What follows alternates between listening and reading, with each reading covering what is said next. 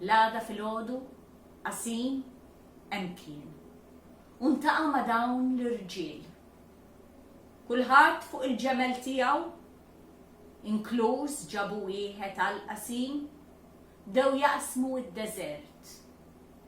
Damu għaddejjin ġurnata 2, 3, 4 sa ma fl-aħħar wafqu. Kien hemm ftit ilma u kien hemm siġra tal-palma.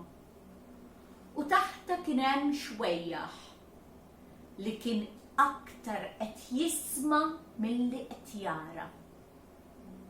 Min ġie jżurni, x'għandkom bżonn? Għajnejh jħarsu iżda bħal donnom ma kienu qegħdin jaraw xejn. Kienu bojot. Ir-raġel kien għami.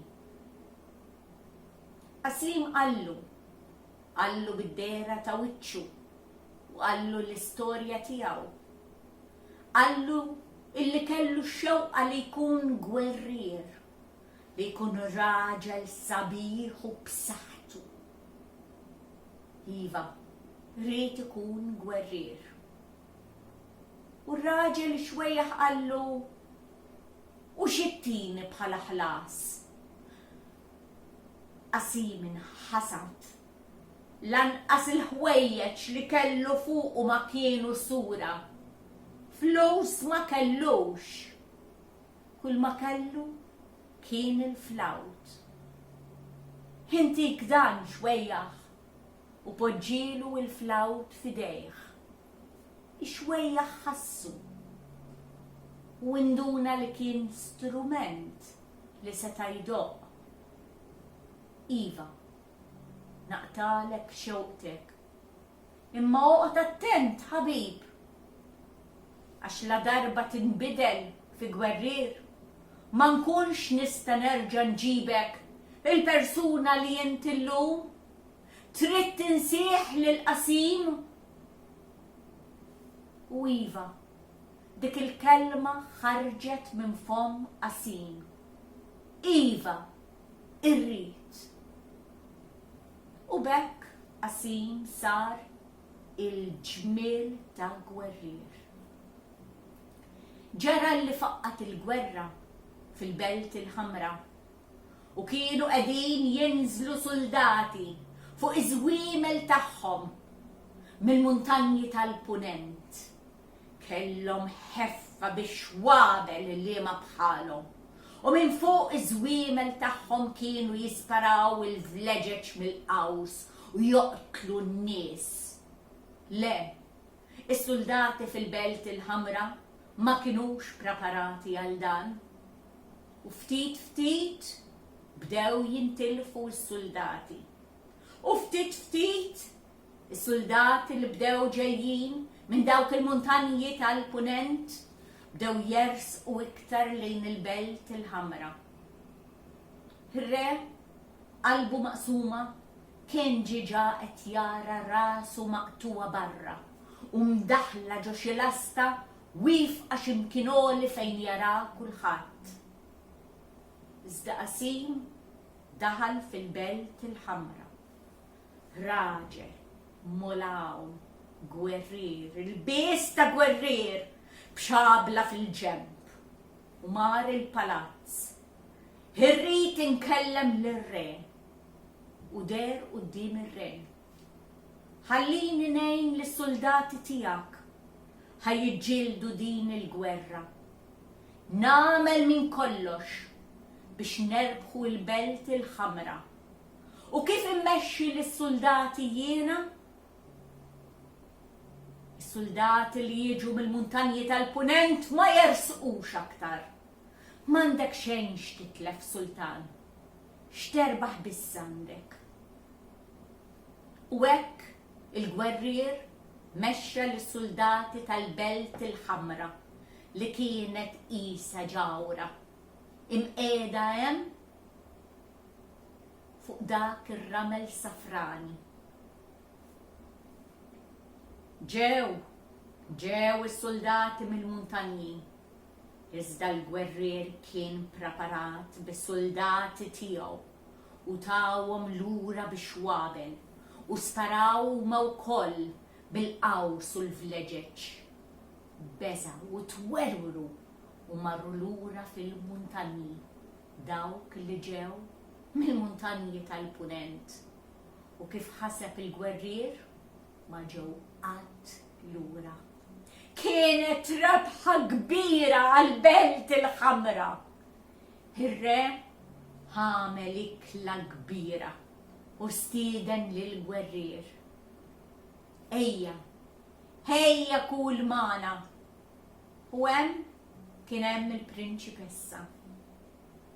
Wara l-ikla kien il-ħin tad-diskors. U r-re qam minn postu u qal: jien irrid nagħti ħlas lil dan il-gwerrier li salvalna ħajjitna li tana lura l-belt il-ħamra. Itlobni li trantik dak li titlobni ħintijulek. Il-gwerrier baxxa rasu. Natik ħajr, Sultan. Xewqa tiegħi hija li niżewweġ lil bintek, lil prinċipessa. In-nies min jiżżewweġ lil prinċipessa, dan minnu minn fejn inqala biex qed jitlob il-prinċipessa. Il-prinċipessa qamet minn posta u selmitlu brasa u qaltlu: la missieri wedek illi jtik dak li jista' jiena naċċetta illi niżżewġek. Kien hemm ma' kbir fil-palazz. Iżda l-ewwel nixtieqek tismani ngħidlek din l-istorja. U mbagħad tara inti jekk tridx tiżewwiġni tas-sew. Ħanajdlu Qasim. Qasim waqaf jisma'. Għajdli prinċipessa. U qaltlu: għal 100 ġurnata kien jiġi bniedem idoq il-flawt tiegħu taħt iċ-ċint tal-ġnien tiegħi. Il-ġmiel li kien idoq saraq li qalbi. Ġietni kurzità ħanara min kien dak li kienet idoq u kont nitla madwili li hemm imxebilka mal-ħajt. U hemm kont nara ġuvni. Kien ġuvni differenti. Kellu wiċċ mhux bħal tan-nies l-oħrajn. Fejn naf kien qisu nofsu s-sajf u nofsu x-xitwa. Le, kien qisu nofs ferħ u nofs dwejjaq. Ma nafx sew nesprimi, imma ħassejtni li nħobbu dak il-ħin. Xtaqet insellimlu, imma jien tfajla ma kontx se nsellem ġuvni, ma tarax. Bqajt nittawwallu u nixxeblek ma dawk id-dwieli. Għal 100 ġurnata ma derx iktar, ma rajtux. Ma nafx x'naħseb. Tajt miet. Imma jien għadni nistennieh. Għandi xewqa kbira li nerġa' narah. Għalik biex tkun taf. Jiena f'qalbi għandi lil dak il-ġuvni. Issa jekk inti trid tiżżewwiġni xorta, ħamel int. Iżda jien inħobb lil dak il-ġuvni. Il-gwerrier baxxa rasu u reġa' ħares leha u qalla: prinċipessa, jiena darba kelli xewqa bħal dik li għandek inti. Imma spiċċat fix-xejn. Le, ma noħodlokx dik ix-xewqa. Ibqa' ħobb lil dak il-ġuvni. Le, ma nisraq ilekx. U hekk ħareġ mill-palazz. Ħareġ minn ġol-belt il-ħamra, mexiex lura lejn id-dar fejn kienu joqogħdu ħutu u ommu missieru. Iżda telaq fid-deżert u ma der qatt iktar. Jgħidu illi fuq il-qabar tiegħu hemm kidba. Illi hu kien ħalla b'talba. Kien talab in-nies u qallhom biex meta huwa jmut jiktbu fuq il-qabar tiegħu li hemm 3 affarijiet, 3 ħwejjeġ li inti tagħmel jew tajt u ma tista' qatt toħodhom lura. L-ewwel, il-kelma li toħroġ mill-fomm. Jekk tilħaq tajda, ma tistax terġa' toħodha lura. It-tieni ħaġa kienet illi inti m'għandek qatt titlef opportunità. Opportunità mitlufa. Tilef opportunità l-gwerrier. Tilef opportunità. Kien hemm ħaġa oħra li semma. Illi inti meta jkollok qaws u vleġġa la darba tieħu l-mira tiegħek u titlaq